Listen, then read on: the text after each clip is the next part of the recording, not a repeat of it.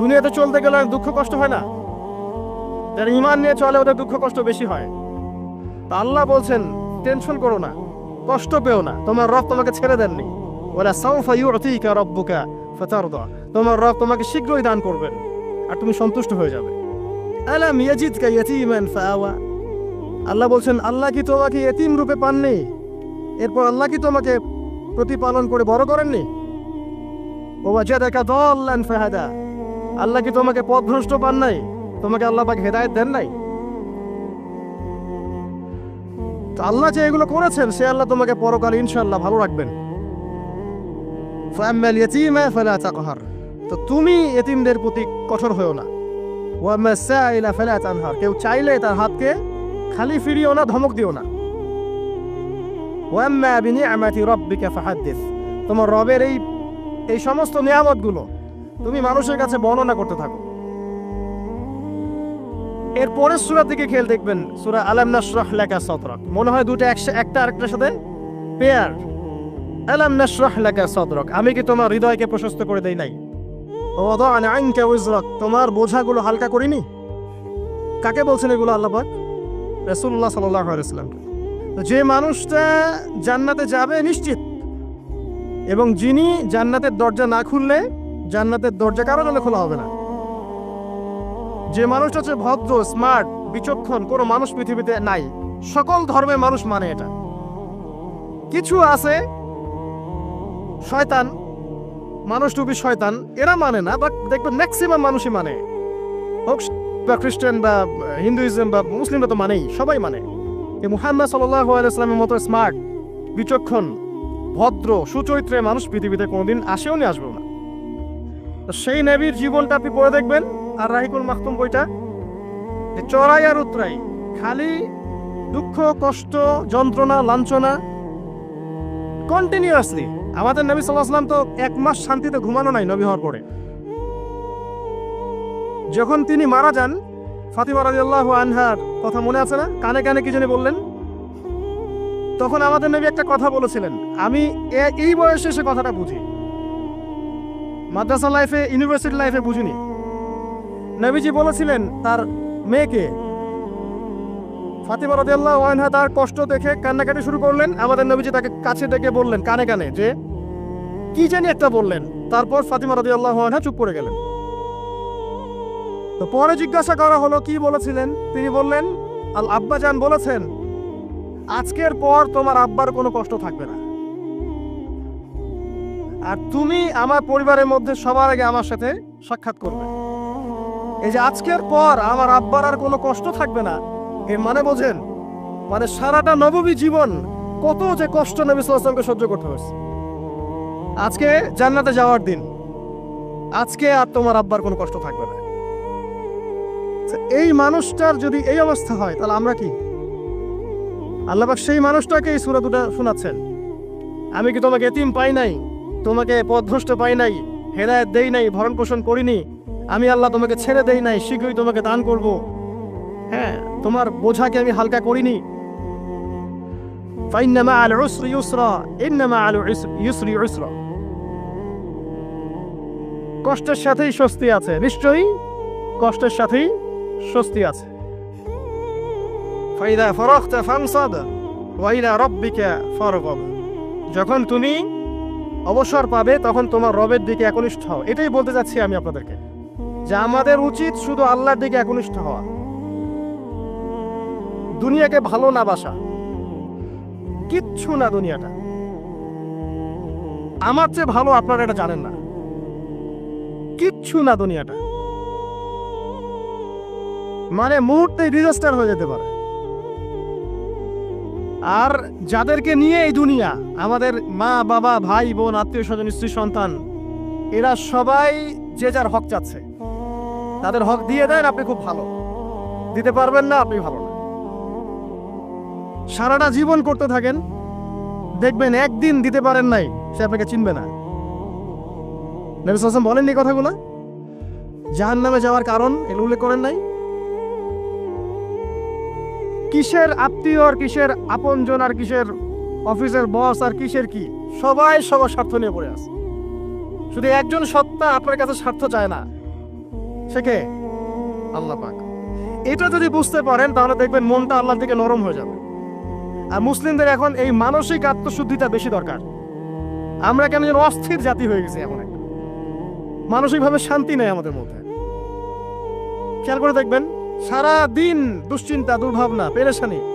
নামাজে আসি তাও মনে হয় যত তাড়াতাড়ি নামাজ শেষ করতে পারলে বাস। 5 মিনিট 4 রাকাত নামাজ, আর ইমাম যদি ভুলে 10 মিনিট পড়ায় তো চাকরি নট।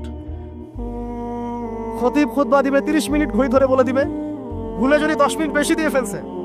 আজকে আসছেন ভালো কথা, হাদিয়া নিয়ে যান, পরের দিন আর আসেন। অস্থির।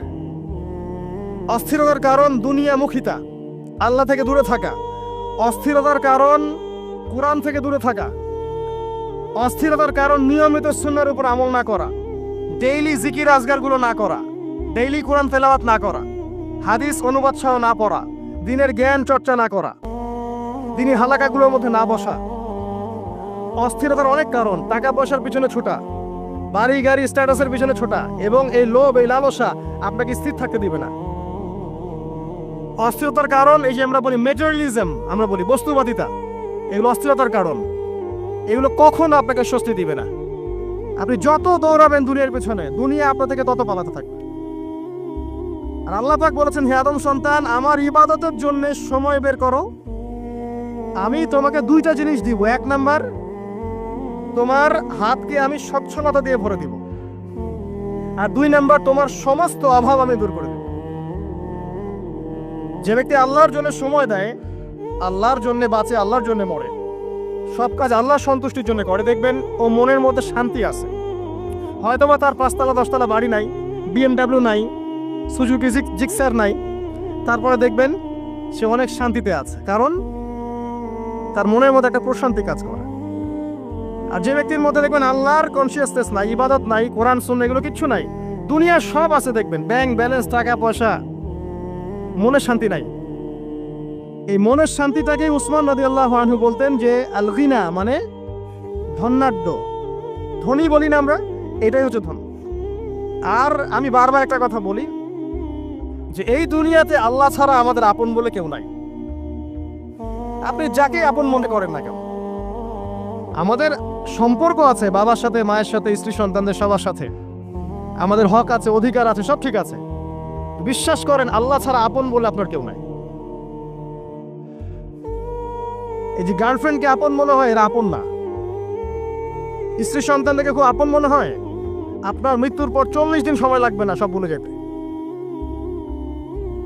পিতা মাতা ভাই বোন সবাইকে আপন মনে হচ্ছে, পিতা মাতার স্থান বাবা মার পরে, আল্লাহ রাসূলের পরে, সেটা ঠিক আছে, আপন আল্লাহ ছাড়া তারা নন। আপনি তাদের মনোপুতভাবে নিজে প্রতিষ্ঠিত হতে পারবেন না, তারা আপনাকে চিনবে না। বলো সারাটা জীবন তোর পিছনে এত টাকা ঢাললাম, কি করলি?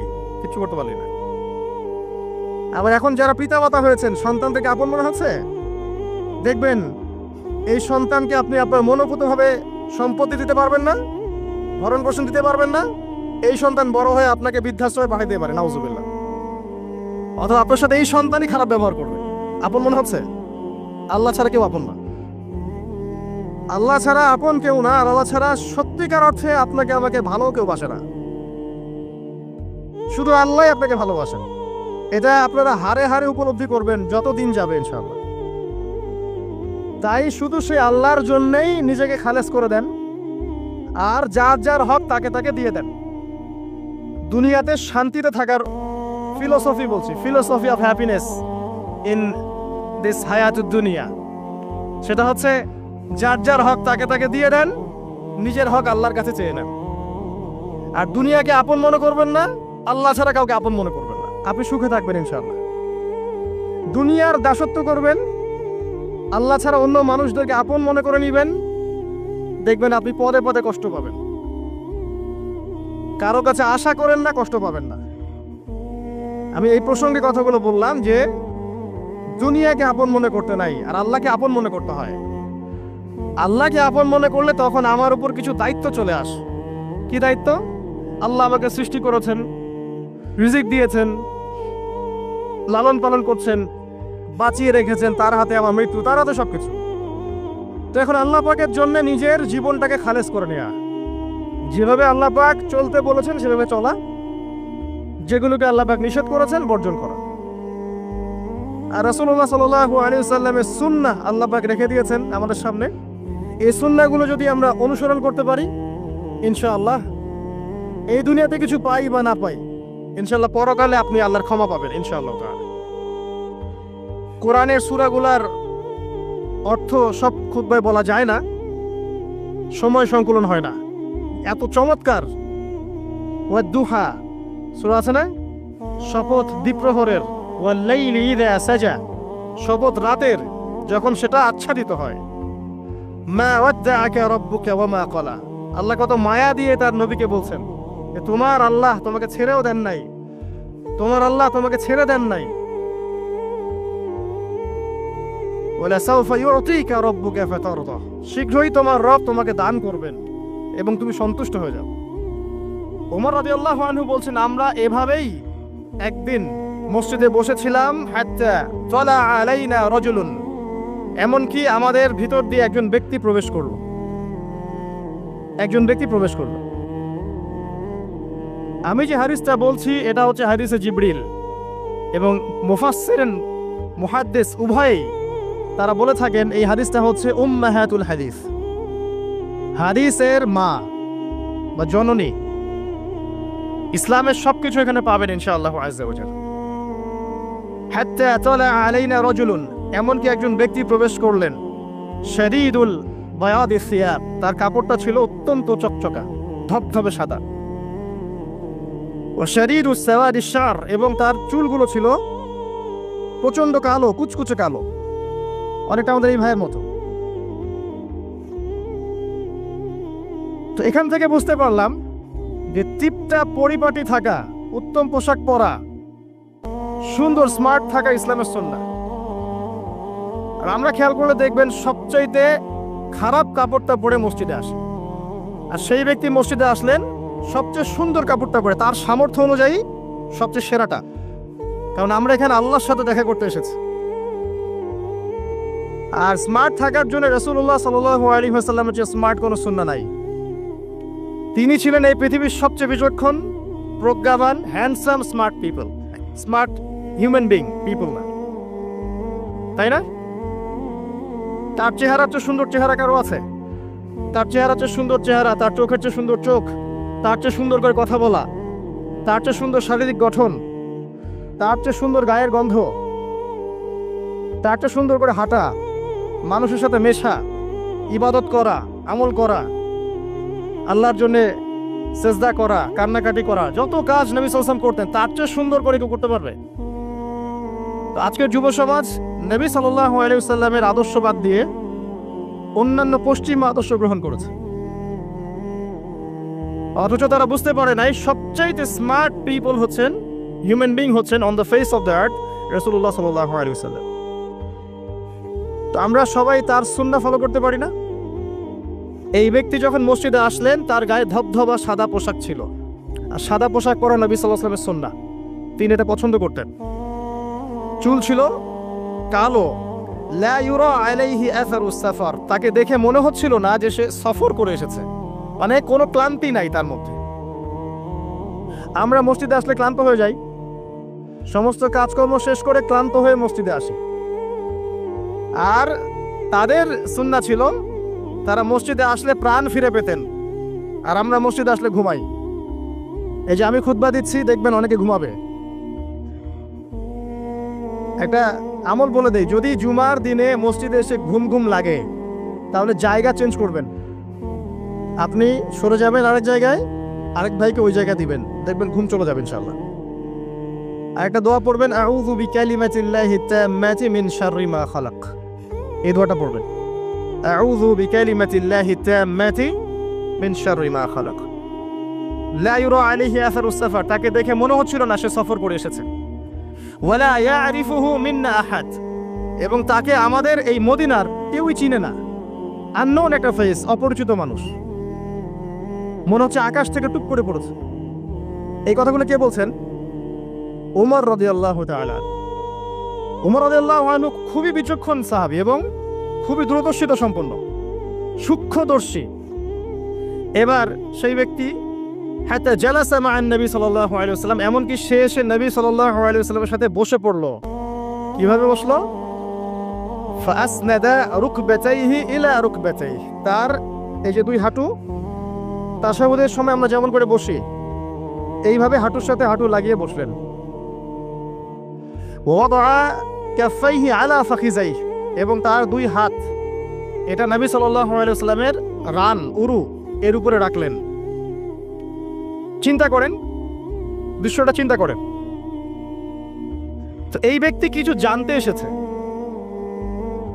তো টিচারের কাছে ওস্তাদের কাছে এই যে শিক্ষার্থী যাচ্ছেন, তালেবে ইলম ওস্তাদের কাছে যাচ্ছেন, আদবটা খেয়াল করেছেন? ওই জায়গায় আমাদের জেনারেশনে কেউ থাকলে কি বলতো বলেন তো? হুজুর একটু তাকান এদিকে, এটাই বলতো। মুসাফা করে হুজুর একটু দোয়া করে নেওয়ার জন্য একটু তাকান, হুজুর একটা ছবি নেব খালি। এই ব্যক্তি এই কাজ করলো না। ওস্তাদের সাথে কিছু জানতে আসলে, কাছে কিছু জানতে আসলে দিনের ব্যাপারে আদব রক্ষা করতে হয়, না হলে জ্ঞান পাওয়া যাবে না।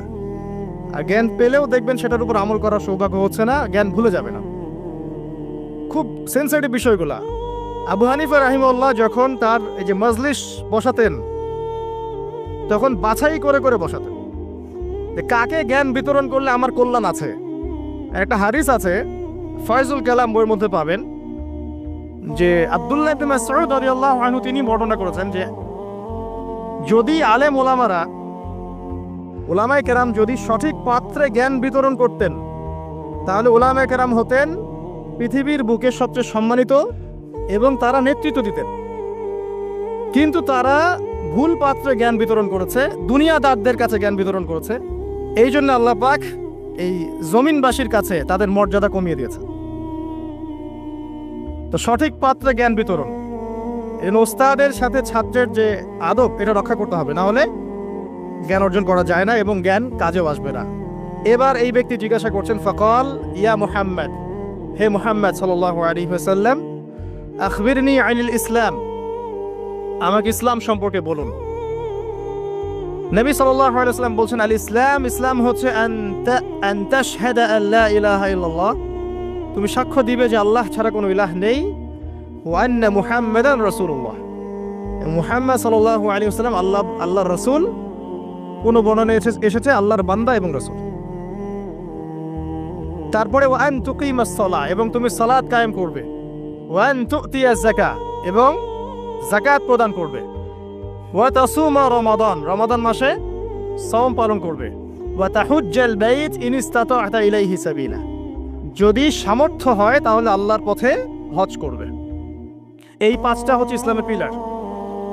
আল্লাহ পাক সূরা আলে ইমরানে বলেছেন না, ইন্নাদ দীনা ইনদাল্লাহিল ইসলাম, আল্লাহর কাছে একমাত্র জীবন ব্যবস্থা গ্রহণীয় সেটা কি? ইসলাম। কবরে গেলে প্রশ্ন হবে মা দীনুক, দীনিয়াল ইসলাম। তো মাল ইসলাম, ইসলাম কি? এইটা হচ্ছে ইসলাম, ইসলামের সংজ্ঞা। পাঁচটা পিলার, এটা হচ্ছে ইসলাম। এটাকে স্বীকার করে নিলে একজন ব্যক্তি মুসলিম হয়, ঈমান নিয়ে আসলে মুমিন হয়, তাকওয়া অবলম্বন করলে মুত্তাকি হয়, আর হৃদয়ের মধ্যে কলবে ইহসান চলে আসলে মুহসিন হয়ে যায়। এটা সবচেয়ে বড় স্টেজ। তো এবার এই ব্যক্তি বলছেন, সাদাত, আপনি সত্য বলেছেন। উমর রাদিয়াল্লাহু আনহু বলছেন, ফাআজিবনা লাহু, আমরা অবাক হয়ে গেলাম। ইয়াসআলুহু ওয়া ইউসাদ্দিকুহু, এই ব্যক্তি নিজেই প্রশ্ন করলো, নিজে আবার সত্যায়ন করলো। এটা কি হয় কখনো? কেউ যখন জানতে আসে কিছু টিচারের কাছে, সে কি সত্যায়ন করতে পারবে আপনার কথা ঠিক আছে এটা বলতে পারবে? তার মানে সে আগে থেকে উত্তর জানতো। উমর রাদিয়াল্লাহু আনহু কিন্তু এখন খুব কনসিয়াস এই ব্যক্তি কে আসলে। এইটুকু আমরা একটু আলোচনা করে নিই। নবী সাল্লাল্লাহু আলাইহি ওয়াসাল্লাম এখানে বলেছেন ইসলাম মানে হচ্ছে সাক্ষ্য দেয়া লা ইলাহা ইল্লাল্লাহ এবং মুহাম্মাদুর রাসূলুল্লাহ। এই তো এর মানে হচ্ছে, খুব সংক্ষিপ্ত আকারে বলছি, খুতবায় অনেক বড় বলার সময় থাকে না। এর মানে হচ্ছে আমাকে তাওহীদের উপর থাকতে হবে এবং শিরক থেকে দূরে থাকতে হবে। আর মুহাম্মাদুর রাসূলুল্লাহ মানে হচ্ছে আপনাকে সুন্নাহর উপর থাকতে হবে, বেদাত থেকে দূরে থাকতে হবে। আবার বলছি, লা ইলাহা ইল্লাল্লাহ সাক্ষ্য দেওয়ার মানে হচ্ছে তাওহীদের উপর থাকতে হবে, শিরক থেকে দূরে থাকতে হবে। আর মুহাম্মাদুর রাসূলুল্লাহ এই সাক্ষ্য দেওয়ার অর্থ হচ্ছে আমাকে নবীর সুন্নাহর উপর থাকতে হবে, বেদাত থেকে দূরে থাকতে হবে। তাওহীদ আপনারা জানেন, তাওহীদে রুবুবিয়্যাহ, তাওহীদে উলুহিয়্যা, একটা কি তাওহীদে আসমা ও সিফাত। মানে একমাত্র আল্লাহকেই সৃষ্টিকর্তা, পালনকর্তা, রিজিক দাতা, জীবন মৃত্যুর মালিক, বিধান দাতা, সন্তান দাতা, হায়াত মতের মালিক, সবকিছু সবকিছু কোথা থেকে হয়? আল্লাহ থেকে। এই কনসেপ্টের নাম হচ্ছে লা ইলাহা ইল্লাল্লাহ। আর যদি কেউ আল্লাহর সাথে শিরক করে, মানে কেউ মনে করে আল্লাহ ছাড়া কোনো সৃষ্টিকর্তা আছেন, বা আল্লাহ নাই, বা আল্লাহ আছেন আরো কেউ আছে, অথবা কেউ যদি আল্লাহ ছাড়া অন্য কারোর জন্য সিজদা করে, অন্য কারোর জন্য অন্য কারো কাছে দোয়া করে, অন্য কারো কাছে সন্তান চায়, অন্য কোথাও নজর করে, অন্য কোথাও মানত করে, আল্লাহ ছাড়া অন্য কারো নামে কসম করে, ঠিক আছে, তাকদীরকে অস্বীকার করে, দুনিয়ার জন্য দিনের জ্ঞান অর্জন করে, ঠিক আছে, তারপর আল্লাহ ছাড়া অন্য কারো কাছে সন্তান চায়, এরকম অনেক বিষয় আছে। এই কাজগুলোতে কেউ যদি লিপ্ত হয় তাহলে সে কি করবে? শিরক করবে। তো এই হলো সংক্ষিপ্ত আকারে বললাম, আপনার তাওহীদ এর উপর থাকতে হবে, লা ইলাহা ইল্লাল্লাহ, তখন শিরক করা যাবে না। তাওহীদে থাকলে জান্নাত, আর শিরকে থাকলে বিনা হিসেবে জাহান্নাম। কারণ নবী আল্লাহ রাব্বুল আলামিন সূরা নিসার মধ্যে বলেছেন,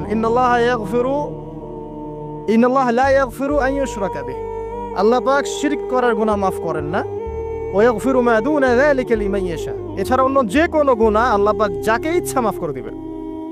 কিন্তু শিরক করার পরে বিনা তওবায় যদি মারা যায়, এই গুনাহ মাফ হবে না। এই জন্য শিরক থেকে সর্বোচ্চ সতর্ক থাকতে হবে। আরেকটা বিষয় কি, মুহাম্মদুর রাসূলুল্লাহ, যখন মুহাম্মদুর রাসূলুল্লাহ বলেছি, তার মানে আমার নিজের ইচ্ছায় ইসলামের মধ্যে কোনো আমল করার ইখতিয়ার নাই। আমি চাইলেই নামাজ পড়তে পারবো না, চাইলেই রোজা রাখতে পারবো না, চাইলেই হজ করতে পারবো না, যাকাত দিতে পারবো না, আমি কিছুই করতে পারবো না ইসলামের মধ্যে। যেটাই করব সেটা রাসূল সাল্লাল্লাহু আলাইহি ওয়াসাল্লাম, সাহাবায়ে কেরাম তাদের থেকে প্রমাণিত থাকতে হবে। মানে আমি এই জুমার নামাজ 3 রাকাত পড়তে পারবো না, পারবো? যদি বলি নামাজ তো খুব ভালো কাজ, 2 এর জায়গায় 3 পড়লে সমস্যা কি? নামাজ বাতিল হয়ে যাবে। কারণ নবী সাল্লাল্লাহু আলাইহি ওয়াসাল্লাম 2 রাকাত পড়েছেন, আপনাকে 2 রাকাতই পড়তে হবে। আবার যদি বলি 1 রাকাত পড়বো, হবে?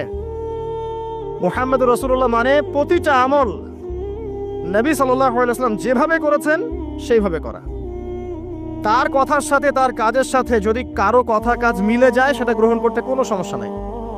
কিন্তু তার কথার সাথে তার কাজের সাথে যার কথাই মিলবে না, সেটা গ্রহণ না করাই আপনার উপর ওয়াজিব। এক কথায় আমাদের ইবাদত বন্দেগী করার, দিনের পথে চলার একমাত্র আদর্শ মানদণ্ডকে মুহাম্মদ সাল্লাল্লাহু আলাইহি ওয়াসাল্লাম, এটাই হচ্ছে মুহাম্মদুর রাসূলুল্লাহ। এরপরে বলেছেন ওয়া আন তুকিমাস সালাহ, সালাত কায়েম করতে। সালাত কায়েম মানে খুব শর্টকাটে বলছি, আল্লাহ যেন সবাইকে তৌফিক দেন, আমাকে সহ আপনাদের সবাইকে 5 ওয়াক্ত সালাত জামাতে পড়ার চেষ্টা করতে হবে। যদি মিস হয়ে যায়, যখন ঘুম থেকে উঠবেন পড়ে নেবেন। সফরে আছেন, জমা করে নেন, কসর করে নেন। বা আপনি ভুলে গেছেন, যখনই মনে পড়বে তখনই পড়তে হবে, পড়তেই হবে। বা অ্যাটলিস্ট আপনি কোনো কারণে আসতেই পারছেন না, কোনো সমস্যা আছে, বাসায় অ্যাটলিস্ট জামাত করে পড়ে নেন, নামাজ মিস দেওয়া যাবে না।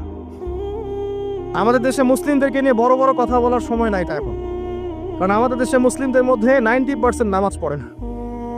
5 ওয়াক্ত নামাজ জামাতে পড়েন না 90% মুসলিম। অতএব বেনামাজি মুসলিমদেরকে নিয়ে আপনি খেলাফত কায়েম করবেন নাকি? তো বেসিক কাজগুলো আগে বেশি ইম্পর্টেন্ট। এছাড়া একটা বিষয় আছে, নামাজ সঠিক ওয়াক্তে পড়া। অনেক সময় দেখা যায় ওয়াক্ত চলেই যাচ্ছে, নামাজের কোনো হুঁশ নাই। আল্লাহ পাক হেফাজত করুন আমাদেরকে, সঠিক ওয়াক্তে নামাজ পড়া এবং রাসূলুল্লাহ সাল্লাল্লাহু আলাইহি ওয়াসাল্লামের সুন্নাহ মতো নামাজ পড়া। 3G 4G নামাজ চলবে না, 5 মিনিটে 4 রাকাত নামাজ শেষ, এটা রাসূলের সুন্নাহ ছিল না। কিন্তু একটা বিষয় হচ্ছে জায়েজ হয়ে যাবে, একটা হচ্ছে সুন্নাহ, দুটোর মধ্যে অনেক পার্থক্য আছে। কুলি না করলে ওযু হবে না, কুলি যদি না করি ওযু হবে না। ওযুর ফরজের মধ্যে কুলি আছে, কুলি না করলে ওযু হয়ে যায়, কিন্তু সুন্নাহ মতো ওযু হবে না, হবে? একটা জিনিস হচ্ছে জায়েজ, একটা হচ্ছে সুন্নাহ। আপনি কোনটা নেবেন? সুন্নাহ। মুহাম্মদুর রাসূলুল্লাহ কে বলেছে? আমরাই তো বলেছি। অতএব প্রত্যেকটা কাজ তার সুন্নাহ মতো হতে হবে। তিনি নামাজ পড়তেন ধীর স্থির ভাবে, তাই না? তাড়াহুড়া করে, ধীর স্থির ভাবে, সূরা কেরাত ঠিক মতো করে, রুকু সাজদা সুন্দর মতো করে, খুশু হুজুর সাথে, বিনয়ের সাথে এইভাবে সালাত পড়ার পরেই দেখবেন এই জাতি সফলতা অর্জন করছে, তার আগে হবে না। এরপরে বলেছেন নবী সাল্লাল্লাহু আলাইহি ওয়াসাল্লাম যাকাতের কথা, ওয়া আন তুতিয়া যাকাত। যাকাত কেন? কারণ ইসলামিক, মনে রাখবেন, ইসলামিক ইকোনমিক্স এর বেস হচ্ছে যাকাত, সাদাকা, আপনার হালাল ব্যবসা, কৃষিভিত্তিক অর্থনীতি। আর বর্তমানের যে ইকোনমিক্স চলছে সারা ওয়ার্ল্ড ওয়াইড, যেটার মূল সেন্টার হচ্ছে পশ্চিমা বিশ্ব, এই ইকোনমিক্সের মূল বেস হচ্ছে রিবা বা সুদ। দেখেন, শ্রম রাখা অবস্থায় কিন্তু আমরা মিথ্যা কোনো একটা বলি না, চিটিং করি না, করতে গেলে মনে বাধা আসে, তাই না? মানুষকে ঠকাই না। আমরা শ্রম রাখা অবস্থায় কিন্তু আল্লাহ দেখছেন মনে করে আমরা খাই না, পান করি না, স্ত্রী হালাল তাকেও ছুই না। তো হালাল গুলো ছেড়ে দেই সিয়াম রেখেছি বলে, আল্লাহ দেখছেন বলে, এটাই আল্লাহ কনসিয়াসনেস। এটা যদি সিয়ামের মাধ্যমে অর্জন করা যায় তাহলে আমাদের টোটাল লাইফ থেকে গুনাহ দেখবেন ইনশাআল্লাহ আস্তে আস্তে কমে গেছে। এটা উদ্দেশ্য আর কি। একটা আল্লাহ রাসূল সাল্লাল্লাহু আলাইহি ওয়াসাল্লাম বলেছেন, ওয়া তাহুজ্জাল বাইত ইন ইসতাতা'তা ইলাইহি সাবিলা। সামর্থ্য হলে কি করতে হবে? বাইতুল্লাহ হজ করবেন। আল হজ টাইটেলের জন্য করবেন, ভোট পাওয়ার জন্য করবেন, মানুষ ভালো বলবে এই জন্য করবেন, হাজী সাহেব বলবে এই জন্য করবেন। হজের উদ্দেশ্য কি? হজের উদ্দেশ্য হচ্ছে ইব্রাহিমী একত্ববাদ শিখে আসা। হজের যে কাজগুলা, এগুলো ইব্রাহিম আলাইহিস সালামের সুন্নাহর মধ্যে অন্তর্ভুক্ত। ইব্রাহিম ছিলেন তাওহীদপন্থী, শিরকের সাথে আপোষ করেন নাই, পরিবার ছেড়ে দিয়েছেন, বাবা বের করে দিয়েছে, আগুনে ফেলে দিয়েছে, স্ত্রীকে রেখে আসছেন, সন্তানকে রেখে আসছেন শুধুমাত্র আল্লাহর জন্য। ইয ক্বালা লাহু রাব্বুহু আসলিম, যখনই আল্লাহ তার রব তাকে বলেছেন ইসলাম কবুল করো, মানে আত্মসমর্পণ করো, ক্বালা আসলামতু লিরাব্বিল আলামিন, তিনি বলেছিলেন কি? আমি আল্লাহর কাছে আত্মসমর্পণ করছি। এই যে ইসলাম, আত্মসমর্পণ, এটা হচ্ছে ইব্রাহিম আলাইহিস সালামের কাছে শিখতে হবে। এটা শিখতে হজ করতে যেতে হবে। সাফা মারওয়া সাই করার সময় যদি আমার চেতনা এরকম না আসে যে এইভাবেই ওই যে হাজরা আলাইহিস সালাম তার ছোট্ট সন্তানকে পানি খাওয়ানোর জন্য এই দৌড়াদৌড়ি করেছেন, হা হুতাশ করেছেন, একবার এই পাহাড় একবার ওই পাহাড়, ছোট্ট শিশু কাঁদছে পানির জন্যে, এই ফিলিংসটা না আসলে ওখানে জগিং হবে, ওই ফিলিংস আর হবে না। ওই সাফা মারওয়া কি হবে? জগিং হবে। ওই চেতনাটা আসতেছে না। তো এই সাফা মারওয়া কেন সাই করবেন? কার সুন্নাহ এটা? ওই কাজটা হাজরা আলাইহিস সালামের, ওই কাজটা আল্লাহর কাছে এত ভালো লেগেছিল, আল্লাহ পাক কিয়ামত পর্যন্ত সেটা রেখে দিয়েছেন, দেন নাই? ওই মায়ের আর্তনাদ তাহলে চিন্তা করেন। আর ওই মায়ের সন্তানকে ইসমাঈল আলাইহিস সালাম, এই সন্তানের আদর্শ দেখবেন। বাবা বলছেন যে ইয়া বুনাইয়া ইন্নী আরা ফিল মানামি আন্নী আযবাহুক, হে আমার ছেলে, আমি দেখেছি স্বপ্নে আমি তোমাকে জবাই করছি, ফানজুর মাযা তারা, তোমার কি রায়, তোমার কি খেয়াল? ক্বালা ইয়া আবাতি, বললেন হে আমার বাবা, ইফআল মা তুমার, আপনাকে যে আদেশ করা হয়েছে আপনি তাই করুন। সাতাজিদুনি ইনশাআল্লাহু মিনাস সাবিরিন, ইনশাআল্লাহ আপনি আমাকে সবরকারী, ধৈর্যশীল পাবেন। এই সন্তানটাকে মানুষ করেছে তার মা হাজরা আলাইহিস সালাম, তার বাবা কিন্তু তাকে মানুষ করে নাই। ওই হাজরা যিনি সাফা মারওয়া সাই করছেন, এরকম মায়ের গর্ভ থেকেই এমন সন্তান আশা করা যায়। আর আমাদের পরিবারে, আমাদের সমাজের স্টার জলসা জি বাংলার স্ত্রীদের কাছে এমন সন্তান আশা করা যায় না। অপসংস্কৃতি দিয়ে এবং দুনিয়াবি বিষয়গুলো দিয়ে, ভোগ বিলাস, এগুলো দিয়ে এত মত্ত হয়ে গেছে এরা যে আল্লাহর তাওহীদ, আল্লাহর সুন্নাহ, ইসলামের আদর্শ, মূল্যবোধ সব ভুলে গেছে। সন্তানও বড় হচ্ছে মাশাআল্লাহ সেইভাবে। পরিবারগুলো যেন এখন এক একটা জাহান্নামের টুকরা। অথচ আল্লাহ পাক বলেছিলেন কু আনফুসাকুম ওয়া আহলিকুম নারা, নিজে জাহান্নামের আগুন থেকে বাঁচো, পরিবারবর্গকে বাঁচাও। অনেক বড় বড় মানে রিনাউন্ড ফ্যামিলিগুলো, ইসলামিক ফ্যামিলিগুলো ভিতরে ভিতরে দেখা যায় ফিতনা দিয়ে ভর্তি। পারিবারিক ফিতনার কারণে দেখা যায় যে দিন নিয়ে চলা, দিনের পথে কাজ করা, প্রচার প্রসার করা অনেক মুশকিল হয়ে পড়ে। তো পরিবারের পিতা যদি ইব্রাহিমের মতো হতে না পারে, মায়েরা যদি হাজরা আলাইহিস সালামের মতো হতে না পারে, এবং সন্তানরা যদি ইসমাঈল আলাইহিস সালামের মতো হতে না পারে, আপনি এরকম আদর্শ পরিবারও কল্পনা করতে পারবেন না, এবং এরকম পরিবারগুলো দিয়ে আদর্শ সমাজও কখনো বাস্তবায়ন হবে না। এমন হওয়ার তৌফিক আল্লাহ পাক আমাদেরকে দান করুন, আমিন। আরেকটা হজের চেতনা আছে, সেটা হচ্ছে ঐক্য। হজ মুসলিম উম্মাহকে ঐক্যবদ্ধ করে। আর হজ করে আসার পরে আমরা আবার বিভক্ত হয়ে যাই, সুবহানাল্লাহ। হজের মধ্যে হানাফি, আহলে হাদিস, দেওবন্দি, বেরলভী, আটরশি, চরমোনা এগুলো মারামারি হয় না? হজে হয় না? হজে সবাই এক হয়ে যায়, মাশাআল্লাহ। আর যখনই দেশে আসি বা যে যার জায়গায় চলে যাই, আবার যে যার মত পথ ধরি, তাই না? এতে করে উম্মার উপকার হচ্ছে। আমরা যত ছোটখাটো মাসলা মাসালগুলো নিয়ে যখন আমরা মসজিদগুলো ভাগ করছি, এতে আমাদের উম্মার উপকার হচ্ছে, তাই না? মুহাম্মদ সাল্লাল্লাহু আলাইহি ওয়াসাল্লাম খুশি হবেন আমাদেরকে দেখলে কিয়ামতের মাঠে, হাউজে কাউসারে পানি দিবেন, আমাদের জন্য খাতির যত্ন করবেন। আল্লাহ বোঝে তৌফিক দান করুন। উম্মার সবচেয়ে দুঃখজনক জায়গাটা হচ্ছে অনৈক্য। মনে অনৈক্য কিন্তু বাইরে না, হৃদয়ে অনৈক্য, হিংসা, বিদ্বেষ, গীবত, তহমত এবং পরশ্রী কাতরতা এগুলোতে ভরে গেছে হৃদয়টা। এই কলিজাগুলো যদি আল্লাহ পাক দেখাতে পারতেন সমাজে তুলে, দুর্গন্ধে কেউ ধার কাছে যেতে পারতো না। এই কলিজাগুলো যদি আল্লাহ পাক বের করে দেখাতেন সমাজে, এই দেখো অমুকের কলিজা এমন, দুর্গন্ধে কেউ ধার কাছে যেতে পারতো না। আত্মশুদ্ধি অর্জন করা ব্যতীত ইসলামের অন্যান্য আমলগুলো অন্তঃসার শূন্য। আল্লাহ পাক বোঝার তৌফিক দান করুন, আমিন। এবার এই ব্যক্তি দ্বিতীয় প্রশ্ন করেছে, ইয়া মুহাম্মদ আখবিরনি আনিল ঈমান, আমাকে বলুন ঈমান কাকে বলে? নবী সাল্লাল্লাহু আলাইহি ওয়াসাল্লাম বলেছেন, আল ঈমান হচ্ছে আন তুমিনা বিল্লাহ, তুমি আল্লাহর প্রতি বিশ্বাস করবে, এক নাম্বার। ওয়া মালাইকাতিহি, তার ফেরেশতাগণের প্রতি বিশ্বাস করবে। ওয়া কুতুবিহি, তার কিতাব সমূহের প্রতি। ওয়া রুসুলিহি, তার রাসূলগণের প্রতি। ওয়াল ইয়াউমিল আখির, পরকালের প্রতি। ওয়াল কদরি খায়রিহি ওয়া শাররিহি, তাকদীরের ভালো মন্দের প্রতি। আল্লাহর প্রতি ঈমান তো বোঝেন, যেটা বললাম তাওহীদ, ওইটাই আল্লাহর প্রতি ঈমান। দুই নাম্বার হচ্ছে মালায়েকা, ফেরেশতাদের প্রতি বিশ্বাস করেন তো? সবাই বিশ্বাস করে না।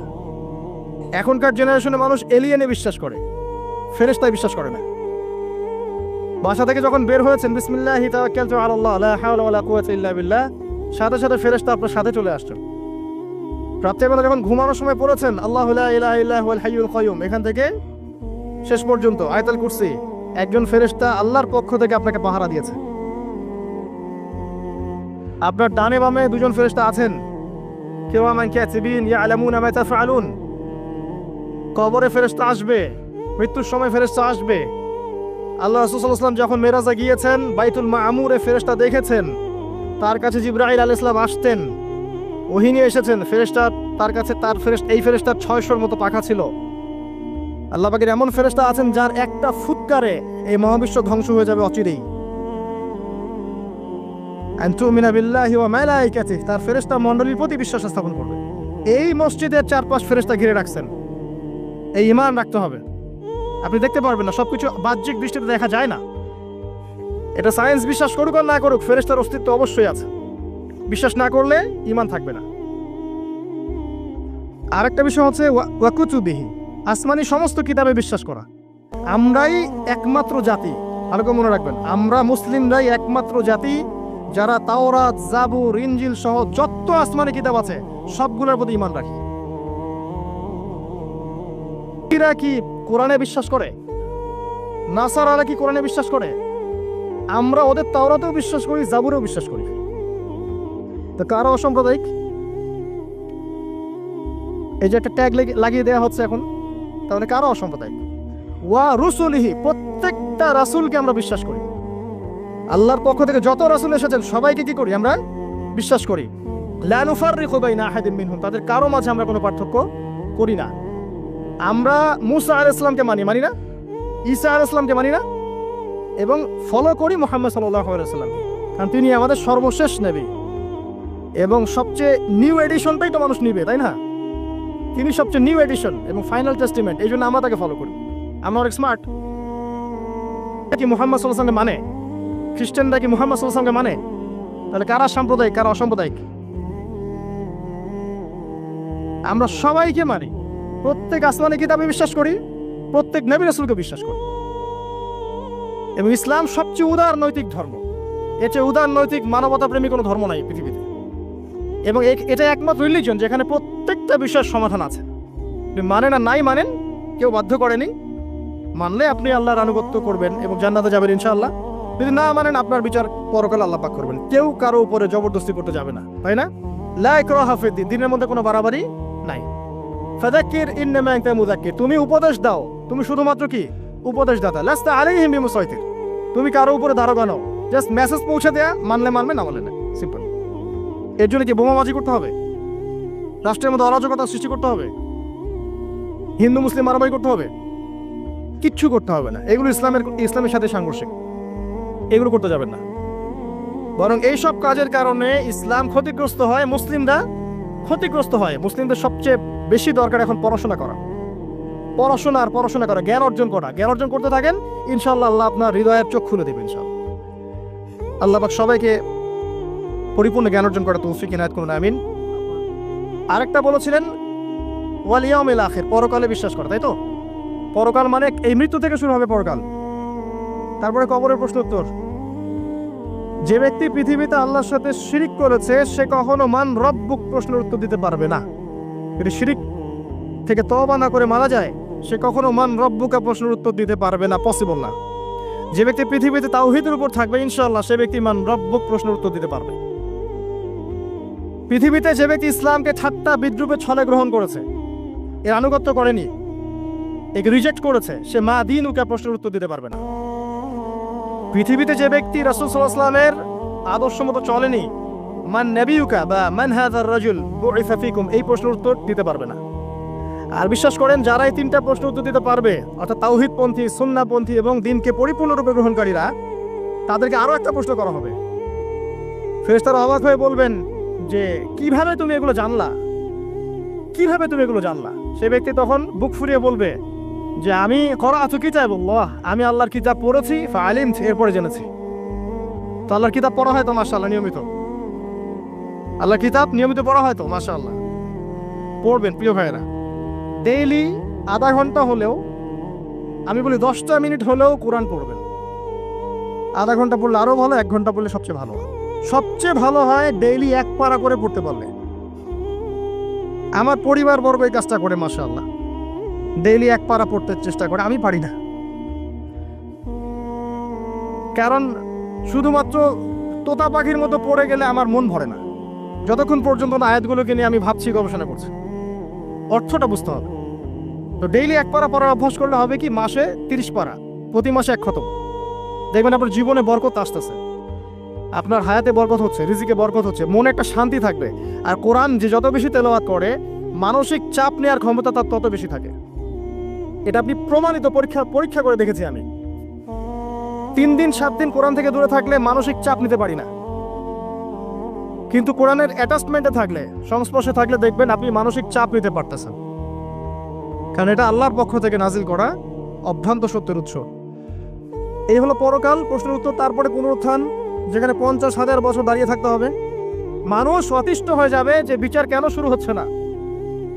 একবার আদম আলাইহিস সালামের কাছে, একবার নূহ, একবার মুসা, একবার ঈসা, সবার কাছে মানুষ ছুটতে থাকবে, বিচারটা শুরু হোক অ্যাটলিস্ট। জান্নাত জাহান্নাম পরে দেখা যাবে, আগে শুরুটা হোক। দাঁড়ায় থাকতে থাকতে আমরা শেষ। এই যে ঘাম দিয়ে কারো টাকনু, কারো হাঁটু, কারো বুক, কারো গলা, চিন্তা করা যায়?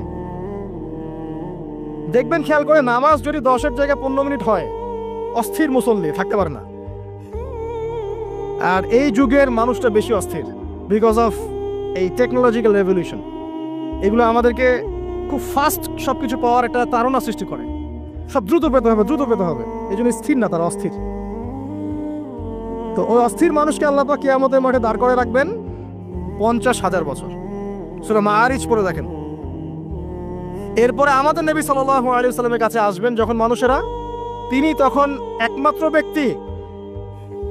ব্যক্তি তিনি, যিনি উঠে সেজদায় পড়ে যাবেন আল্লাহর কাছে। আল্লাহ বলবেন তোমার যা ইচ্ছা তুমি চাও, কবুল করা হবে। এই ব্যক্তির আদর্শ আমরা এখনো মানতে পারি নাই। এই ব্যক্তির স্টাইলে দাড়ি রাখলে আমাদের লজ্জা লাগে, এই ব্যক্তির স্টাইলে চুল রাখলে, জুব্বা পরলে বা তাকওয়ামূলক পোশাক পরলে, সুন্নতসম্মতভাবে চললে আমাদের লজ্জা লাগে, মনে হয় আমরা আনসোশ্যাল হয়ে গেছি, ব্যাকডেটেড হয়ে গেছি, পিছায় পড়ছি। এই ব্যক্তি সুপারিশ করবেন, তিনি পড়েই থাকবেন সেখানে যতক্ষণ পর্যন্ত আল্লাহ পাক তার দোয়া কবুল করেন। এটা একটা। আরেকটা হচ্ছে যখন কবিরা গুনাহগার ব্যক্তিদেরকে জাহান্নামের জন্য আযাবের ফয়সালা হয়ে যাবে, আমাদের নবী সাল্লাল্লাহু আলাইহি ওয়াসাল্লাম সুপারিশ করে এই উম্মতের কবিরা গুনাহগার ব্যক্তিদেরকে জান্নাতে নিয়ে যাবেন ইনশাআল্লাহ। এই ব্যক্তিকে গালি দেয়া হয়, এই ব্যক্তিকে তার চরিত্র নিয়ে কথা বলা হয়, এই ব্যক্তিকে নিয়ে কত কিছু করা হয়। আল্লাহ পাক তাদেরকে হেদায়েত নসিব করুন। অথচ এই ব্যক্তি মুহাম্মদ সাল্লাল্লাহু আলাইহি ওয়াসাল্লাম বলেছেন, কাশ আমি যদি আমার ভাইদেরকে দেখতে পেতাম। সাহাবীরা বলতেন, ইয়া রাসূলুল্লাহ, আমরা কি আপনার ভাই নই? নবীজি বলতেন সাল্লাল্লাহু আলাইহি ওয়াসাল্লাম, তোমরা আমার সাহাবী, আমার ভাই তারা যারা আমার পরে, তোমাদের পরে আসবে, যারা আমাকে না দেখে ঈমান নিয়ে আসবে। আমরা হচ্ছি তার ভাই। সুবহানাল্লাহ। এরপরেও এই উম্মার মধ্যে যারা আলেম ওলামা, ইলমের চর্চা করবেন, ইলমের প্রচার প্রসার ঘটাবেন, তাদের সাথে রাসূল সাল্লাল্লাহু আলাইহি ওয়াসাল্লামের একটা সখ্যতা থাকবে। এই উম্মতের মধ্যে যারা এতিমদের দেখাশোনা করবে, মিসকিনদের দেখাশোনা করবে, তারা নবী সাল্লাল্লাহু আলাইহি ওয়াসাল্লামের সাথে এই জান্নাতে এতটুকু দূরত্বে থাকবে। যারা বিধবা এতিম মিসকিনদের দেখাশোনা করবে, এতটুকু দূরত্ব থাকবে। যে ব্যক্তি তার চরিত্রকে হেফাজত করতে পারবে, নবী সাল্লাল্লাহু আলাইহি ওয়াসাল্লাম বলেছেন, তার জন্য আমি জান্নাতের মাঝখানে একটা ঘরের জিম্মাদার হব। এরকম অনেক হাদিস আছে। এই ব্যক্তি একমাত্র ব্যক্তি যিনি আপনাকে ছাড়া জান্নাতে যাবেন না, যিনি জান্নাতে না গেলে জান্নাতের দরজা খোলা হবে না, যিনি পুল সিরাতের মতো জায়গাতেও ইয়া নাফসি বলবেন না, বলবেন ইয়া উম্মতি ইয়া উম্মতি। তিনি একমাত্র ব্যক্তি যাকে কবরে দেখানো হবে আপনাকে আমাকে। তিনি একমাত্র ব্যক্তি যিনি অঝর নয়নে আমার জন্য কেঁদেছেন রাতের বেলা আল্লাহর কাছে, যিনি হাউজে কাউসারে থাকবেন আমাদের জন্য, যাতে আমরা পানি পান করতে পারি। আল্লাহ পাক আমাদেরকে রাসূল সাল্লাল্লাহু আলাইহি ওয়াসাল্লামের সুন্নাহ পরিপূর্ণরূপে মেনে চলার তৌফিক দান করুন এবং তার আদর্শ বাস্তবায়ন করার তৌফিক দান করুন এবং গর্বের সাথে তার সুন্নাহ ফলো করার তৌফিক আল্লাহ পাক দান করুন। আমিন। এরপরে আরো অনেক বিষয় থাকবে জান্নাত জাহান্নাম পর্যন্ত, আপনারা পড়ে নেবেন, এগুলো আপনারা জানেন। এরপরে একটা পয়েন্ট আছে, ওয়াল কদরি খায়রিহি ওয়া শাররিহি, তাকদীরের ভালো মন্দ। এখানে জাস্ট অল্প কিছু কথা বলছি। কিছু কিছু বিষয় আছে তাকদীরে যেগুলো কনস্ট্যান্ট ফিক্স, এগুলো কখনো পরিবর্তন হবে না। যেমন জীবন, আপনার মৃত্যু, আপনার হায়াত ইত্যাদি ইত্যাদি। কিছু বিষয় আছে যেগুলো ঝুলন্ত, মুআল্লাকা, এগুলো ভালো কাজ দিয়ে পরিবর্তন হয়, দোয়া দিয়ে পরিবর্তন হয়, নেকির কাজ দিয়ে, তাকওয়া দিয়ে পরিবর্তন হয়। যেমন কেউ যদি আত্মীয়তার সম্পর্ক বজায় রাখে, তার রিজিক বাড়বে, তার হায়াতে বরকত হবে। এই যে কোরআনের কথা বললাম, কেউ যদি কোরআন বেশি বেশি তেলাওয়াত করে, কোরআন নিয়ে বেশি বেশি গবেষণা করে, তার হায়াতে রিজিকে বারকা আসবে। কেউ যদি প্রতিবেশীর খোঁজ খবর নেয়, পিতা মাতার সেবা করে, মা না থাকলে খালার সেবা করে, তারও বারাকা আসবে। কেউ যদি বেশি বেশি দোয়া করতে থাকে, আল্লাহর কাছে প্রচুর দোয়া করে, খালি দোয়া আর দোয়ার উপর থাকে, দেখবেন ও বিপদ আপদে কম পড়বে। আর বিপদ আপদ আসলেও দেখবেন আল্লাহ পাক গায়েবী মাদাতে দেখবেন কোনো না কোনো ভাবে তাকে সেভ করে ফেলছে। কারণ দোয়া দিয়ে তাকদীর পরিবর্তন হতে পারে। আর কিছু বিষয় কনস্ট্যান্ট, এগুলো পরিবর্তন হবে না। এখানে কিছু মানুষ বলেছে তাকদীর বলতে কিচ্ছু নাই, মানুষ যা করবে তাই পাবে। তাকদীর বলতে কিচ্ছু নাই, মানুষ যা কাজ করবে সেটাই মানুষ পাবে, মানে মানুষের কর্মের স্বাধীনতাই চূড়ান্ত। তাকদীর বলতে আসলে কিছু নাই। এদেরকে বলা হয় কাদারিয়া। কি বলা হয়? কাদারিয়া। নবীজি বলেছেন, এরা যদি মারা যায় জানা যায় যাবে না, এরা যদি অসুস্থ হয় দেখতেও যাবে না। এরা হচ্ছে এই উম্মতের মাজুস, অগ্নি পূজারী। এরকম মানুষ আছে তো আমাদের মধ্যে, তাকদীরে বিশ্বাস করে না, মানুষের কর্ম যা তাই হবে। এরা দলিলও আছে আবার কোরআনে, ওয়ালাইসা লিল ইনসানি ইল্লা মা সাআ, মানুষ তার চেষ্টার বাইরে কিছু পাবে না। এটা হচ্ছে গরুর লেজ ছাগলের পিছনে লাগানো, আর ছাগলের লেজ গরুর পিছনে লাগানো, বাতিল কিয়াস, ইবলিসের মতো। আর একদল আছে যারা মনে করে কর্মের স্বাধীনতা বলতে কিচ্ছু নাই, তাকদীরই সব, যা আছে ভাগ্যে তাই হবে। আমার কাজের কোনো স্বাধীনতা নাই, আল্লাহ চাইলে ভালো করতে পারবো, না চাইলে পারবো না।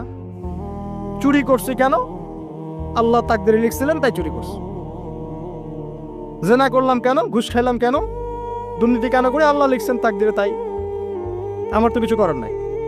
ওমর রাদিয়াল্লাহু আনহুর কাছে এরকম একজন ব্যক্তি আসছিলেন, একদিন বলছিলাম আমি, এসে বলছে, আমি তো চুরি করি নাই, আল্লাহ তাকদীরে লিখছেন তাই আমি চোর হয়েছি। ইবনুল খাত্তাব তিনি বললেন যে ঠিক আছে, কোনো সমস্যা নাই, যে আল্লাহ তোমার তাকদীরে লিখেছেন তুমি চুরি করবা, সে আল্লাহ আমার তাকদীরে লিখেছেন আমি তোমার হাত কেটে ফেলবো। এই আর কি। এদেরকে বলা হয় আবার জাবারিয়া। এদের নাম কি? জাবারিয়া। এদেরও দলিল আছে, আম লিল ইনসানি মা তামান্না ফালিল্লাহিল আখিরাতু ওয়াল উলা, মানুষ যা চায় তাই কি সে পাবে? আল্লাহর হাতেই সমস্ত ক্ষমতা। মানে এরা হয়েছে কি, দুজন দুই দুয়ারে চলে গেছে। এর মাঝখানে ব্যালেন্সটা কি? তাকদীর আল্লাহর হাতে। আল্লাহ পাক তাকদীর লিখেছেন আসমান জমিন সৃষ্টির 50,000 বছর আগে, এরপরে আবার মায়ের গর্ভে যখন রূহ আসে তখনও, তারপরে লাইলাতুল কদরে তাকদির আবার বাজেট পেশ করা হয়।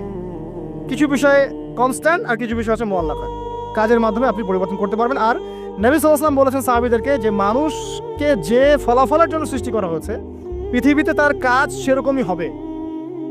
মানে যাকে আল্লাহ পাক জান্নাতের জন্য সৃষ্টি করেছেন পৃথিবীতে সে সেরকমই কাজ করতে থাকবে।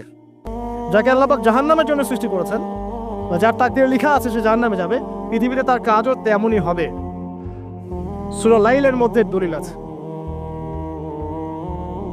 এই 6টা বিষয় হচ্ছে ইমানের পিলার, মনে থাকবে ইনশাআল্লাহ।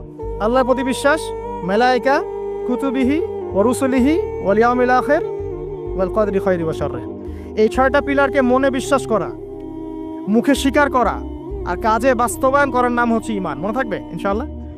মনে বিশ্বাস, মুখে স্বীকার আর কাজে বাস্তবায়নের নাম কি? ঈমান। শুধু মনে বিশ্বাস করি, কাজ নাই, ঈমান আছে? ঈমান আছে, নামাজ পড়ি না, চলবে? চলবে না। এখানে 2টা দল আছে, ভালো করে বোঝেন এই জায়গাটা। এক দল হচ্ছে মনে করে জাস্ট মুখে লা ইলাহা ইল্লাল্লাহ একবার বললেই জান্নাত। কথা বুঝতে পারছেন? এদেরকে বলা হয় মুরজিয়া। কি বলা হয়? মুরজিয়া, মানে শৈথিল্যবাদী। আরেক দল আছে যারা মনে করে মানুষ কবিরা গুনাহ করলেই কাফের হয়ে যায়, এদেরকে বলা হয় খারেজি। কি বলা হয়?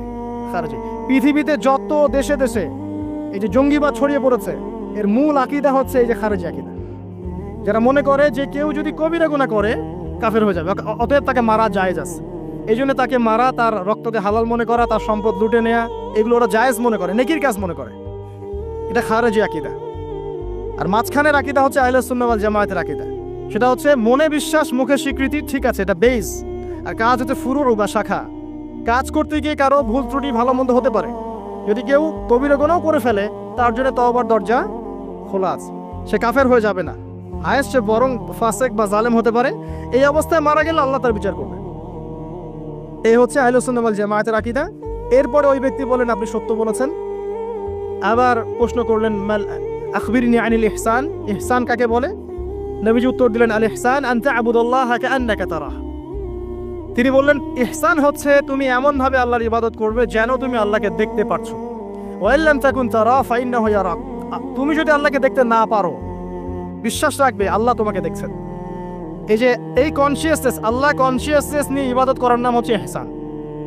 ইহসান যে ব্যক্তি আয়ত্ত করতে পারবে সে হবে মুহসিন, মুসলিম, মুমিন, মুত্তাকি, মুহসিন, একদম হাইয়েস্ট লেভেল। তাহলে এই হচ্ছে ইহসান। ইহসান যার মধ্যে থাকবে সে কিন্তু পাপ করতে পারে না খুব একটা। খেয়াল করে দেখেন, আন তা'বুদাল্লাহা কাআন্নাকা তারা, তুমি এমন ভাবে আল্লাহর ইবাদত করবে যেন তুমি স্বয়ং আল্লাহকে দেখতে পাচ্ছো। আল্লাহকে যদি কেউ দেখতে পারতো সে কি কখনো আল্লাহর বিরুদ্ধে যেতে পারতো? এই বিষয়টাই হচ্ছে ইহসান। আর আল্লাহকে কেউ এই দুনিয়ায় খালি চোখে দেখতে পারবে না।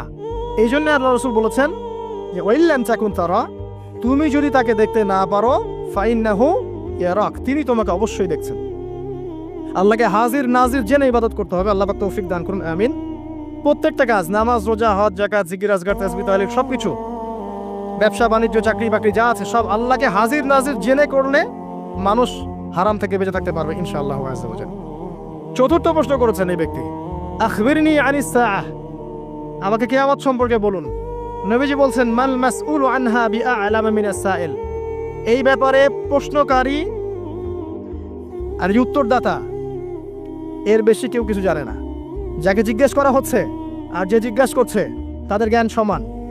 আমি আসলে জানি না কবে কিয়ামত হবে। কেউ জানে কবে কিয়ামত হবে? সূরা লুকমানের শেষে আছে না, ইন্নাল্লাহা ইনদাহু ইলমুস সাআহ ওয়া ইউনাজিলুল গায়স ওয়া ইয়ালামু মা ফিল আরহাম ওয়া মা তাদরি নাফসুম মাযা তাকসিবু গাদা ওয়া মা তাদরি নাফসুম বিআইয়ি আরদিন তামুত। 5টা বিষয় আল্লাহ ছাড়া কেউ জানে না। কিয়ামত কবে হবে, বৃষ্টি কখন কোথায় বর্ষিত হবে, আগামীকাল কোন নফস কি অর্জন করবে কি হারাবে, কার মৃত্যু কোথায় হবে, এগুলো আল্লাহ ছাড়া কেউ জানে না। তো এই জন্য তিনি বলেছেন মাল মাসউলু আনহা বিআ'লামা মিনাস সাইল, এই বিষয়ে জিজ্ঞাসিত ব্যক্তি প্রশ্নকারী চেয়ে বেশি জানে না। তিনি থেমে যান নাই প্রশ্নকারী, তিনি বলছেন আখবিরনি আন আমারাতিহা। আচ্ছা, আপনারা তো জানেন না এক্স্যাক্টলি কবে কিয়ামত হবে, তাহলে আপনি বলেন এর কিছু আলামত বলেন, সাইন্স বলেন। নবীজি বললেন 2টা মাত্র। একটা হচ্ছে আনতালিদাল আমাতু রাব্বাতুহা, যখন দেখবে দাসী তার মনিবকে জন্ম দিচ্ছে। দাসী তার মনিবকে জন্ম দিচ্ছে মানে ন্যায় অন্যায়, সত্য মিথ্যা, হালাল হারামের মানদণ্ড উল্টে যাবে, দুনিয়া উল্টা পাল্টা হয়ে যাবে। দাসী কি মনিবকে জন্ম দিতে পারে? মানে মানদণ্ড কি হবে? উল্টে যাবে। আর একটা ব্যাখ্যা হচ্ছে ওলামায়ে কেরাম করেছেন যে পিতা মাতাদের সাথে শেষ জামানায় দাস দাসীর মতো আচরণ করা হবে। এটাও ঠিক আছে ব্যাখ্যা। একটা আধুনিক ব্যাখ্যা হচ্ছে যে সত্যিকার অর্থেই দাসী মনিবকে জন্ম দিবে। কিভাবে? ফ্যামিলিস্ট রেভলিউশন এবং রিবার কারণে। ফ্যামিলিস্ট রেভলিউশনের কারণে মেয়েরা এত বেশি বস্তুবাদী হয়ে যাবে যে তারা সন্তান জন্ম দেওয়ার ফুরসত পাবে না। এই যুগটাকে আসছে, সন্তান জন্ম দেওয়ার ফুরসত পাবে না। এটা অন্য কান্ট্রিগুলোর দিকে তাকায় দেখেন, এটা অ্যাভেলেবল হচ্ছে। তখন দরিদ্র রাষ্ট্র থেকে দেখা যায় মেয়েদেরকে হায়ার করতে হয়, গর্ভ এখন হায়ার করা হয় সন্তান জন্ম দেওয়ার জন্য। সেখানে কি হবে? এক ব্যক্তির স্পাম, শুক্রাণু সেখানে ইনজেক্ট করা হবে। 9 মাস এখানে সন্তানটা বড় হবে। এই 9 মাস তাকে মাশাআল্লাহ খুব ভালো খাবার দাবার দেওয়া হবে এই মহিলাটাকে। এরপর সেই মহিলা সন্তান জন্ম দিবে। দেওয়ার পরে তার ডিউটি শেষ, তাকে তার পারিশ্রমিক দিয়ে দেওয়া হবে এবং সে তার জায়গায় চলে যাবে। তো সে কাকে জন্ম দিয়ে গেল? সে মনিবকে জন্ম দিল। দাসী তার মনিবকে জন্ম দিল। সুবহানাল্লাহ। এই যুগ না থাকলে এই ব্যাখ্যা বোঝা যেত না। এই সুন্নতের, এই জাহেলি সুন্নতের সবচেয়ে বড় দৃষ্টান্ত হচ্ছে সিঙ্গাপুর। আর অনেক কান্ট্রি আছে, এগুলো হচ্ছে অ্যাভেলেবল। তো দাসী তার মনিবকে জন্ম দিচ্ছে এখনো। এরপরে এই ব্যক্তি ফানসালাকা, এই ব্যক্তি চলে গেলেন। ফালাবিস্তু মালিয়ান, আমরা সবাই স্তব্ধ হয়ে বসে থাকলাম। এরপরে রাসূল সাল্লাল্লাহু আলাইহি ওয়াসাল্লাম বললেন, ইয়া ওমর আতাদরি মান ইসরাইল, হে ওমর তুমি কি জানো এই ব্যক্তি কে ছিল যে প্রশ্ন করেছে? না, ওমর ইবনে খাত্তাব বলেন, আল্লাহু ওয়া রাসূলুহু আ'লাম, আল্লাহ এবং তার রাসূল ভালো জানেন। নবী সাল্লাল্লাহু আলাইহি ওয়াসাল্লাম বললেন, ইন্নাহু জিবরিল, এই ব্যক্তি হচ্ছে জিবরাইল আলাইহিস সালাম। আতাকুম ইউআল্লিমুকুম দীনাকুম, তিনি এসেছিলেন তোমাদেরকে তোমাদের দিন শেখাতে। তিনি কেন এসেছিলেন? তোমাদের দিন শেখাতে। জিবরাইল আলাইহিস সালাম এইটা ইতিহাসে, এই পৃথিবীর ইতিহাসে কিয়ামত পর্যন্ত একবার, অনলি ওয়ান টাইম, এই একবারই, for the very first and last time, একবারই মানুষের রূপ ধরে এই জনসমক্ষে সবার সামনে এসেছেন। আর এই হাদিসটা হচ্ছে নবী সাল্লাল্লাহু আলাইহি ওয়াসাল্লামের ইন্তেকালের বেশ অল্প কিছুদিন আগের হাদিস, খুব বেশি দূরের হাদিস নয়। এখানে ইসলামের দিন, আতাকুম ইউআল্লিমুকুম দীনাকুম, তোমাদেরকে তোমাদের দিন শেখাতে এসেছেন। দিনের প্রশ্ন, মৌলিক প্রশ্ন হচ্ছে এখন তাহলে 4টা। ইসলাম কাকে বলে, ঈমান কাকে বলে, ইহসান কাকে বলে, কিয়ামত কবে হবে। তার মানে কিয়ামত কবে হবে এ বিষয় নিয়ে বা আখিরুজ জামান নিয়ে স্টাডি করা, গবেষণা করা, সচেতন থাকা দিনের 25%। কত পার্সেন্ট? মিনিমাম 25%। এটা এই কারণে করা হয় যাতে করে আগামী দিন সম্পর্কে, আগামী সম্পর্কে মানুষ সচেতন থাকতে পারে। আল্লাহ রাসূল সাল্লাল্লাহু আলাইহি ওয়াসাল্লাম যতগুলো আলামত কিয়ামতের বলে গেছেন, এই কারণে কি বলে গেছেন? যাতে করে মানুষ হতাশ হয়ে যাবে, বরং এই কারণ যাতে করে মানুষ সচেতন থাকতে পারে। কাউকে যদি বলা হয়, আল্লাহ যদি তার কাছে স্বপ্নে জানিয়ে দেন বা কোনোভাবে দৃঢ় ইয়াকিন তার কাছে আসে বা তার কাছে ওহী চলে আসে কারো কাছে যে তুমি আর 1 বছর বাঁচবা, তোমার হায়াত 1 বছর বাকি আছে, বলেন এই ব্যক্তি পাপ বেশি করবে না পুণ্য বেশি করবে? কোনো ডাউট নাই। তো স্ক্যাডোলজিক্যাল আলোচনাগুলো এই কারণে নয় যাতে করে মানুষ হতাশ হয়ে যায়, বরং এই কারণে যাতে করে আগামী সম্পর্কে মানুষ সচেতন থাকতে পারে, আমল করে প্রিপারেশন নিতে পারে। শুধু এই 2টা আলামত, নবী আরো অনেক আলামত বলে গেছেন। আমার অনেক লেকচারে এই বিষয় ছিল আগে, আপনারা দেখে নিতে পারবেন। যে রিবা বলেন, সময় সংকীর্ণ হয়ে যাওয়া বলেন, সত্য মিথ্যার মানদণ্ড উল্টে যাওয়া, হালালকে হারাম করা, হারামকে হালাল করা, হ্যাঁ, চন্দ্র যে দ্বিখণ্ডিত হয়ে যাওয়া থেকে শুরু করে ভূমিকম্প, মহামারী, জলোচ্ছ্বাস, এভরিথিং যেগুলো হচ্ছে এখন র্যাপিডলি, এগুলো সবই কিন্তু কিয়ামতের সায়েন্স। এ বিষয়ে আর অনেক কিতাব আছে, এগুলো পড়লে আপনারা জানতে পারবেন। আমরা আজকে একটা হাদিস শিখলাম। এই হাদিসের নাম হচ্ছে হাদিসে জিবরিল। এটাকে বলে উম্মাহাতুল হাদিস, উম্মাহাতুল হাদিস, সমস্ত হাদিসের মা এই হাদিসটা। এই হাদিসের মধ্যে মৌলিক 4টা প্রশ্ন করা আছে: ইসলাম কাকে বলে, ঈমান কাকে বলে, ইহসান কাকে বলে, কিয়ামত কবে হবে। আমরা আল্লাহর কাছে জুমার দিনে দোয়া করছি, আল্লাহ পাক যেন আমরা সবাইকে এই হাদিসের উপর আমল করার তৌফিক দান করেন।